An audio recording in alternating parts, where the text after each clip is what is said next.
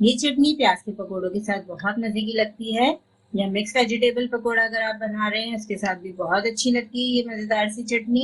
इमली की चटनी, पुदीने की चटनी तो हम बनाते रहते हैं, इस चटनी को भी आप जरूर ट्राई कीजिएगा।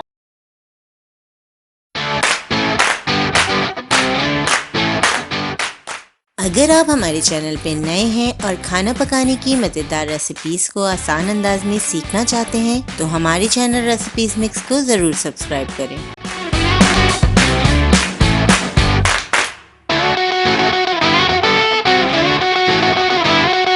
बिस्मिल्लाहिर्रहमानिर्रहीम। अस्सलामु अलैकुम। पकौड़ों के साथ खाई जाने वाली आलू की स्पेशल चटनी। एक छोटे साइज का आलू लिया है हमने, आलू को हमने बॉईल कर लिया है।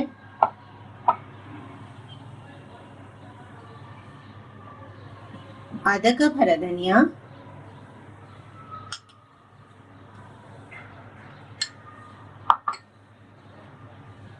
दो हरी मिर्चें लिए हमने, दो लहसुन के जवे और 4 गोल लाल मिर्चें। तमाम चीजों को ऐड कर देंगे।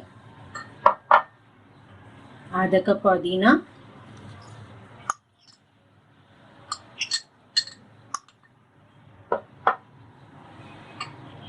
तीन खाने की चम्मच हमारे पास इमली का गाढ़ा रस है, 1 चाय की चम्मच जीरा, जीरा भुना हुआ है, हमने भून के जीरे को पीस लिया है। हस्बे जायका नमक ऐड करेंगे, 3 चाय की चम्मच चीनी ऐड करेंगे। खट्टी मीठी सी मजेदार सी चटनी तैयार हो रही है, पकौड़ों के साथ बहुत मजे की लगती है। तमाम चीजों को हम ब्लेंडर में ब्लेंड कर लेंगे।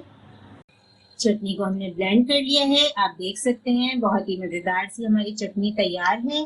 चटनी को ब्लेंड करते हुए हमने इसमें 4 टेबलस्पून पानी ऐड कर दिया था।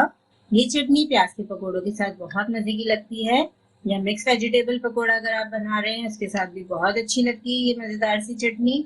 इमली की चटनी, पुदीने की चटनी तो हम बनाते रहते हैं, इस चटनी को भी आप जरूर ट्राई कीजिएगा। नेक्स्ट वीडियो में इंशाल्लाह आपको प्याज के पकौड़ों की रेसिपी मिलेगी। प्याज के पकौड़े हम इस चटनी के साथ सर्व करेंगे। इस रेसिपी को ज़रूर ट्राई करें क्योंकि हम बनाते हैं ख़ास आपके लिए हर रेसिपी को आसान अंदाज में। अपना ख्याल रखें और हमें अपनी दुआ में याद रखें। अल्लाह हाफ़िज़।